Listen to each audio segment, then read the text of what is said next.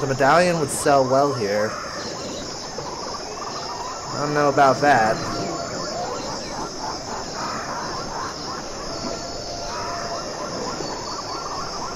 I still feel like it will be used to us somehow.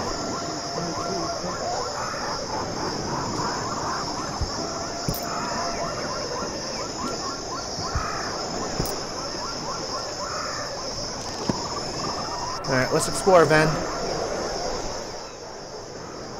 Port Royale had once been an infamous pirate port, a nexus of illegal trade, drinking dens, and prostitution. Now it was far more notorious for the pirates who had been strung up from the gallows overlooking the harbor. The next pirate scheduled for execution was the captain of the bloodthirsty band who had taken our airship.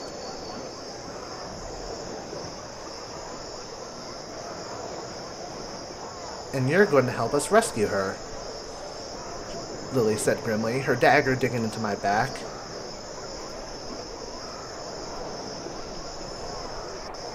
You are very loyal for a pirate, I remarked. You think we are incapable of loyalty just because we kill and rob and steal?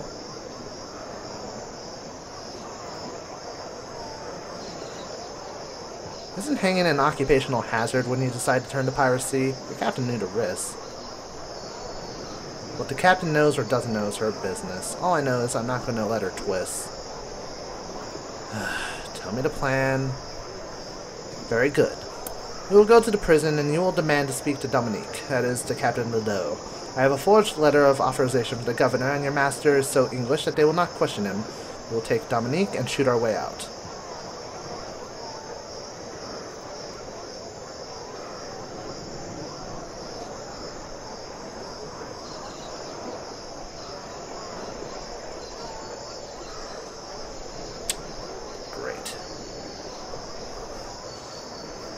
This is not even a proper plan. I do not care.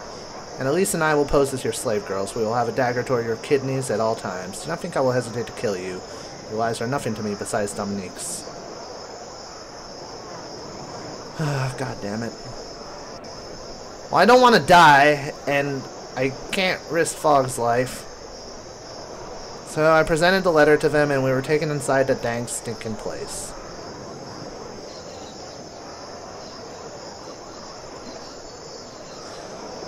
Captain Ledoux was in a small cell and looked up slowly when we entered. Her eyes found Lily's, an expression of mingled hope and uncertainty lit her features. You stupid woman. You shouldn't have come.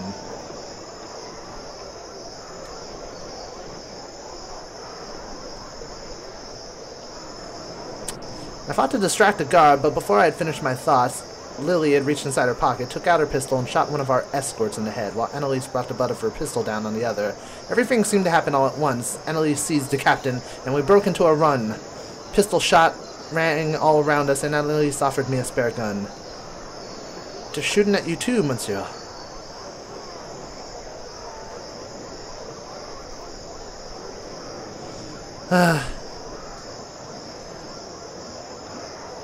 I took it. We had committed ourselves by helping the pirates, and I had to think of surviving this ill-considered encounter. The soldiers were clearly unprepared for a straightforward escape attempt in Port Royale itself, which gave us a much-needed advantage. Man, I really hope this doesn't end up in the paper. Well, I think... I think, given the fact that Octave was preparing for Mardi Gras' death, I think this is kind of fitting that we're in a life-or-death situation now. Foreboding. The soldiers were clearly unprepared for a straightforward escape attempt in Port Royale itself, which gave us a much-needed advantage. Then Annalise screamed and clutched her shoulder, and I looked back to see a soldier reload his pistol and point it into a fog.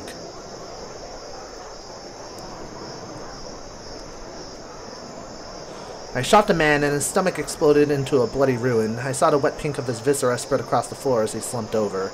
He was dead. There was no time for remorse, though.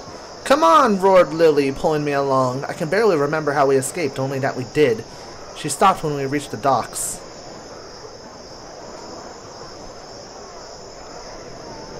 It seemed as though half of Port Royale was in uproar. "Thank you for your help," she said, eyes shining. "You'd best get out of Port Royale, quick, sharp."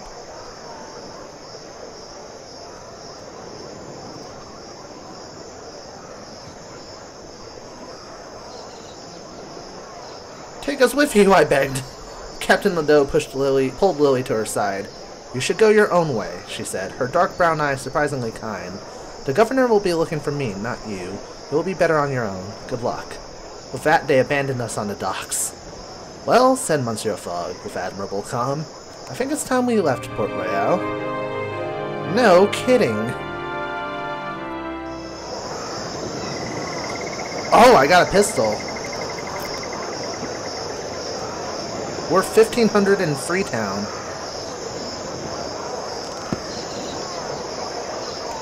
Alright, so let's figure our next path. I could head back to Havana. Or I can go to Port-au-Prince.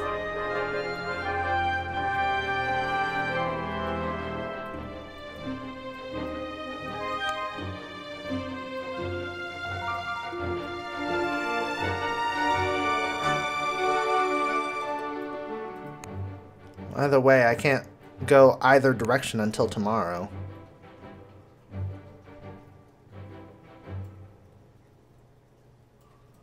I think I'll take my chance going back to Havana.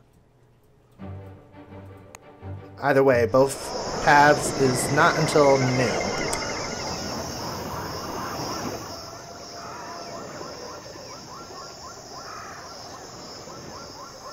I went out to explore a little, enjoying the sights and smells of the curious new world. Yeah, let's head back to Havana.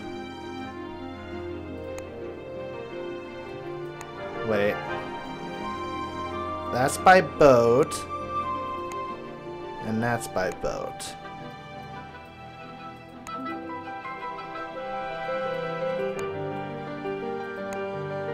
People trying to walk across the water in Havana.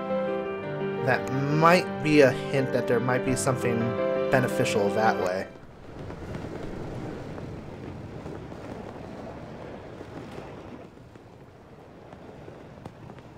The Hispaniola was a fine old sailing ship that had been brought up in a ruined state and beautifully restored. Most of the fittings were original. But the capstans and anchor chain were steam-powered, so the boat could be operated by a skeleton crew.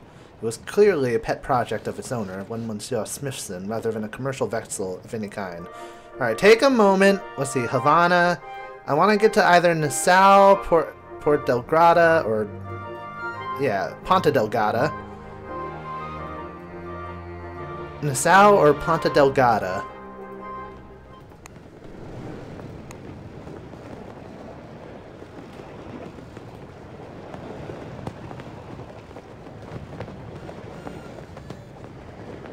Not what I needed.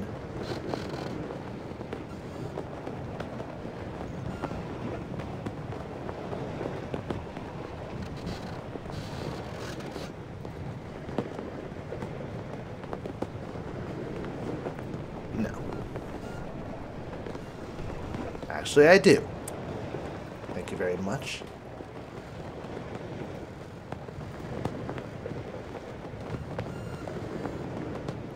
Our population was founded from the mutineers of the HMS Bounty. I'm not finding anything that can help me. Loss of the slave trade hit Senegal hard.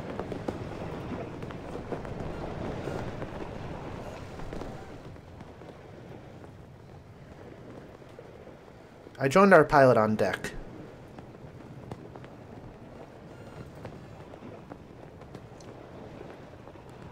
You're not a sailor by trade, I think, I remarked, as we slipped across the crystal waters of the Caribbean Sea.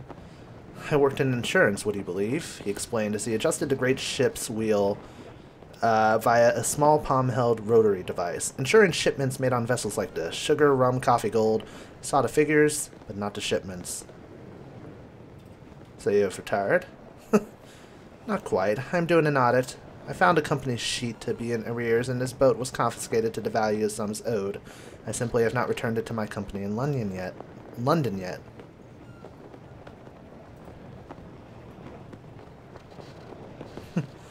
This is most bold behavior, I remarked. Indeed. I must admit I was encouraged, incensed to my course.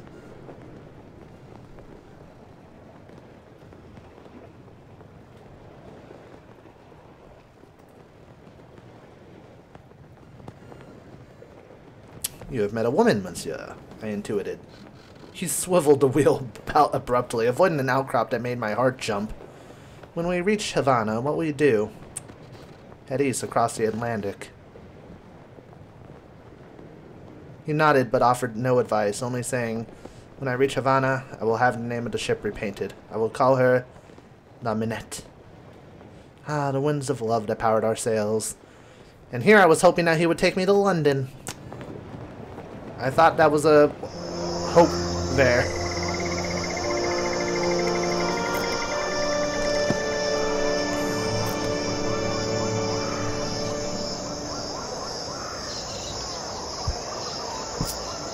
Alright, completed the Dusty Road set.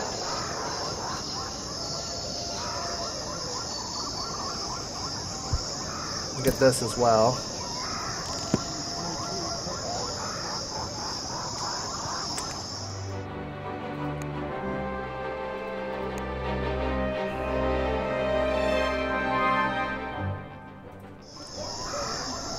I'll stay a day, explore, and see what we can do. I suddenly regret everything. We found Havana to be in a sorry state, locked down by its Spanish rulers, with a voluntary militia patrolling the cobbled streets, slapping their sticks against the orange-washed walls. Spies, are you? One such demanded of me. Certainly not. And what is a Frenchman and an Englishman doing in Havana?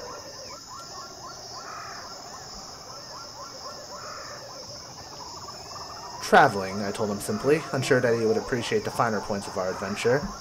Traveling, is it? I would rather fancy you mean something else. Spying?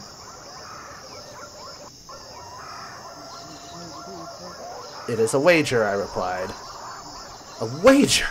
Your country's on brink of bloody revolt, of civil unrest, and you blunder through them for a wager? You must be mad. So saying, he let go of my collar. Will you be in Havana for long? Do you know the fastest way we could leave? I asked in reply. On a prison boat, back to America. So watch who you talk to.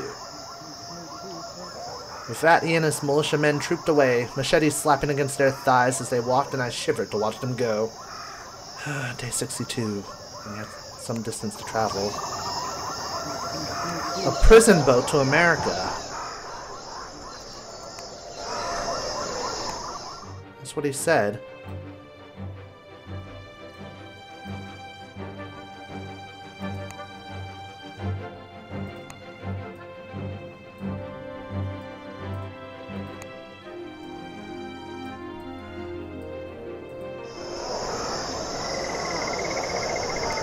But nothing's opened up for us. Which makes me really, really worried.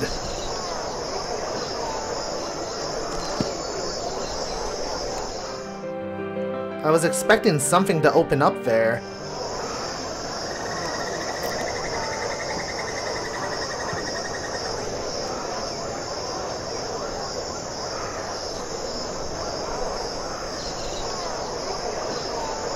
Damn it.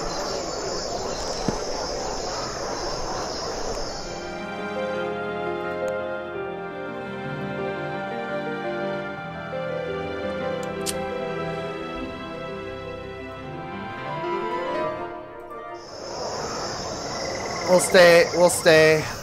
I can't afford to waste too much money.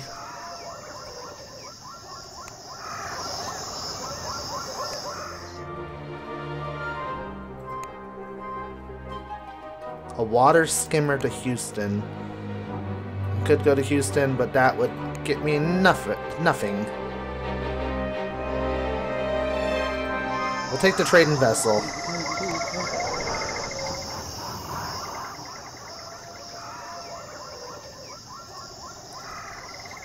Boost up my funds. Let's get going. Going on to Sweet Estelle. We boarded a trading vessel for the day's sail to Miami, contained by a Cuban lady, Madame Maria Alonso, who lays at the stern shouting instructions to her crew. I thought they went about the boat muttering and whispering, and no surprise, it is somewhat unusual for a captain to treat her crew's effort with such disdain. I stayed near my master. Should this be the trip when mutiny finally broke out, I wanted to make sure I was close by to defend him. Alright, let's see if I can figure out something out.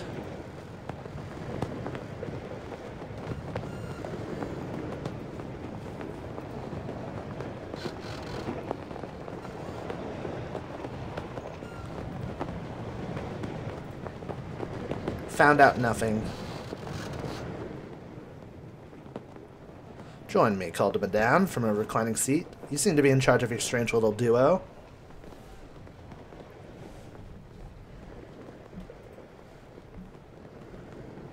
Between you and me, I believe I am, I told her boldly, as I took a seat on a small wooden keg.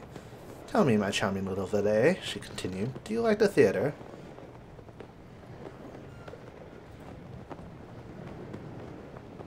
I have done a little acting in my time, I puffed. Have you now? She seemed genuinely delighted beneath that cat-like smile. Havana has some of the best theaters in the world. I used to walk the stage, you know.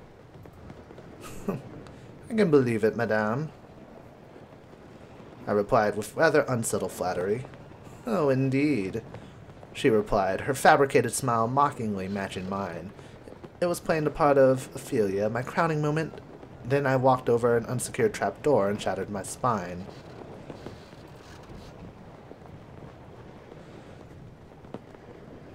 I stared at her reclined pose, and she shook her head. I'm not a stuffed toy, she said, even if, well, perhaps I rather am, but as a gentleman does not stare at a lady. I am no gentleman, I assured her, but a mere valet. And God help me. If my admirers are now valets and not Spanish governors, I was a great beauty of Havana in my youth, you know. Now I'm rather more like a pickle out here in the sun. Still, I do love to sail.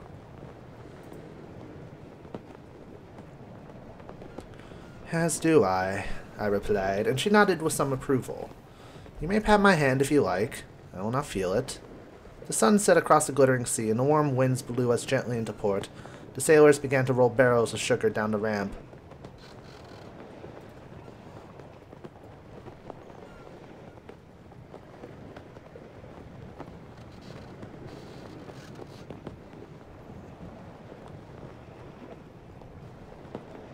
Wow. I wouldn't do that. I must admit, I admired her command, though I did not see how it could last for long. So musing, we gathered our things and disembarked. Just then, my master called and I hurried away onto American soil. Yet again.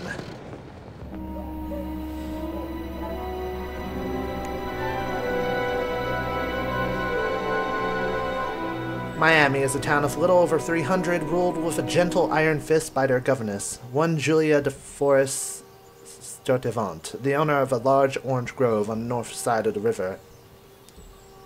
People talked of her in hushed tones, but much as I probed, I could not fathom the source of this depth of feeling, whether it rose out of fear, respect, devotion, or some mixture of all three. Walking the streets, I found an old man sitting cross-legged somewhat in the path of passing mule carts. I greeted him with a nod. Monsieur, buying a flute? You make flutes? I do now, some are better than others.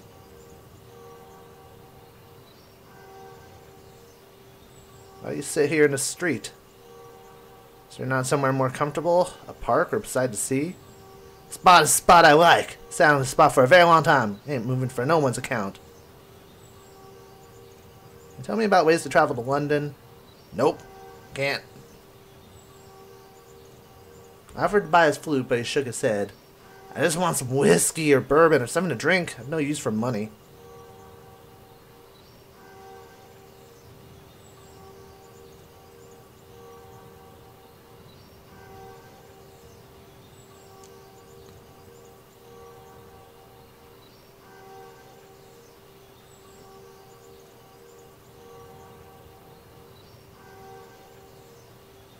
Oh, Jesus.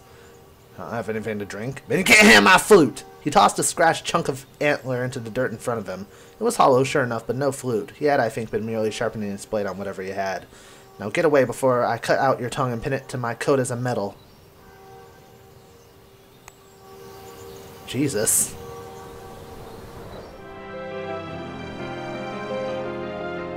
Oh, please tell me that's not the only route I can go.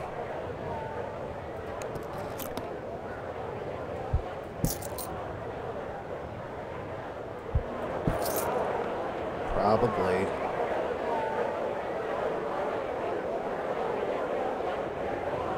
Well, if I go to Atlanta, if I have no choice.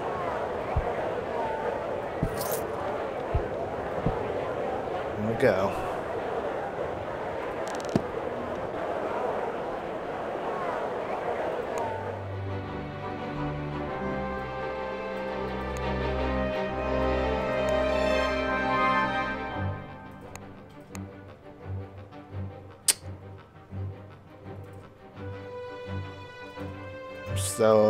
So livid right now.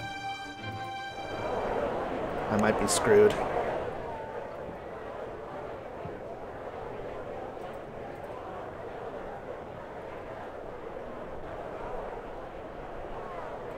$1,500 in 2 days.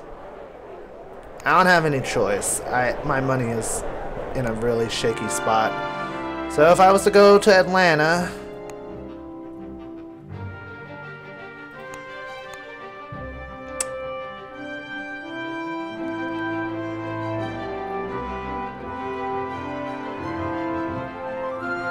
I don't know. Alright, do that.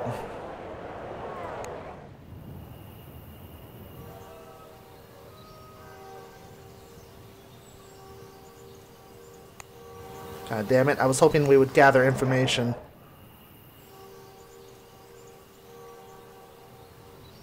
Polish some shoes.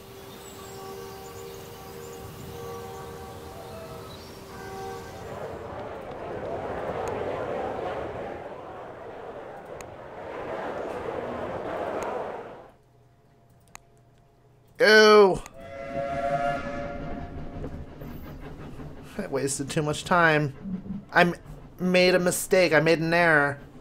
I guess I should have gone back to... I guess I should have gone from Port Royal to Port-au-Prince. So now I'm going to end up in Atlanta, and I'm going to have to make my way to New York and hope I can get to where I need to. We left Miami promptly enough aboard yet another rickety American train. Markings on the plank walls of the wooden carriage suggested it had once been a farm vehicle. We would at least soon be back on our way to Europe, and with luck in less than 13 days, too. Most likely the suspension of our carriage was salvaged, too. As we rocked about like barrels on a cart.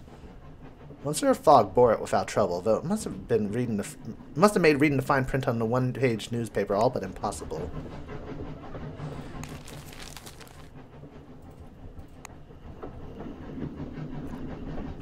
Please get here soon. The carriage door opened, and a sober-looking man with unusually long hair entered, eyes cast downward, taking the seat opposite us. In his hand, he clutched a small book.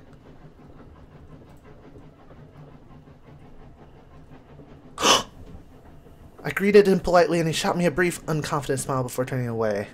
I noticed on his jacket a small insignia, which on closer inspection proved to be the copper lily. I took out my medallion and showed it to him, and he brightened up somewhat. It's been a long time since I saw one of those. They distrust artificers here. They seem to think there's too much of the old continent about us. They'd rather invent everything for themselves from scratch. Certainly there are American artificers, too. There must be, the man agreed. But they are forced to hide it, or practice in secret. I'm quite sure whoever built this train was born an artificer, but you won't see the lily anywhere. It's not good enough work to get the stamp anyhow. So, what are you doing here? Trying to spread the word, he replied. A few of us thought it might be worth it. We could educate some of the local people about artificing, try to get them to believe in the idea.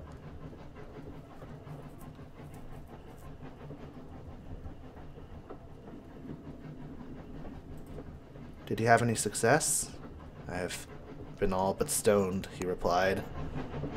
Shit. I was really hoping that would be a sign that something good would come out of it.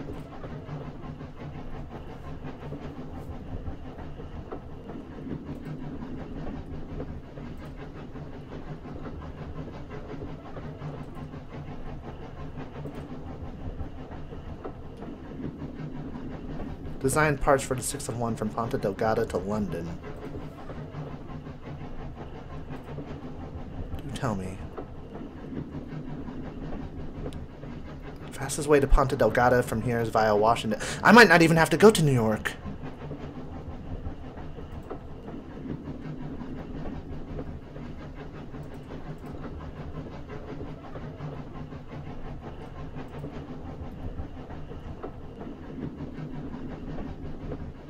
Your guild is trying to sort it out, huh? Alright.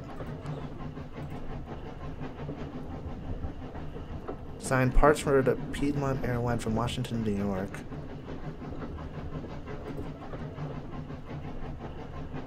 Neither bank nor market in Belém. Salvador can be reached from Belém by Brazilian gyrocopter. Alright, we're going to try and get to Washington. You just said that from Washington there's a way to Ponta Delgada, which could be my saving grace because the trip to New York.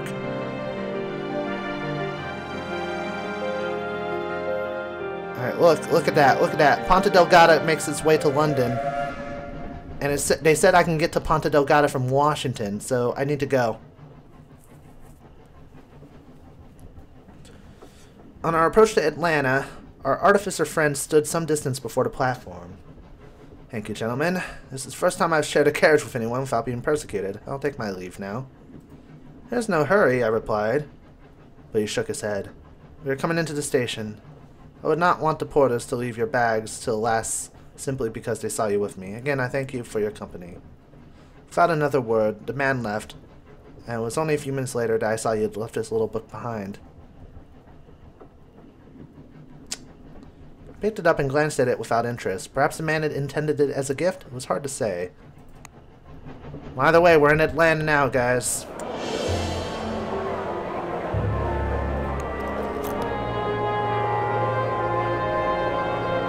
Anything worth selling?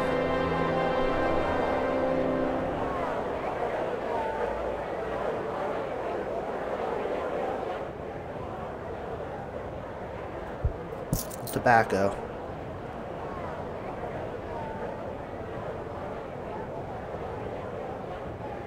Worth 1,000 in Lisbon. That's the best I could do. Ah, no! Alright, so...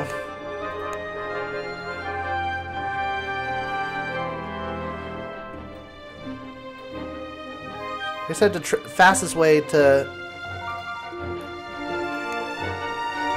here. Yeah, let's go tomorrow to Washington. Anything else I can sell? Like, for realsies? Anything I can buy?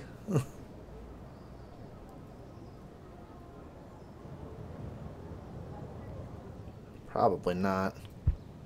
I guess I'll get the hairbrush just because.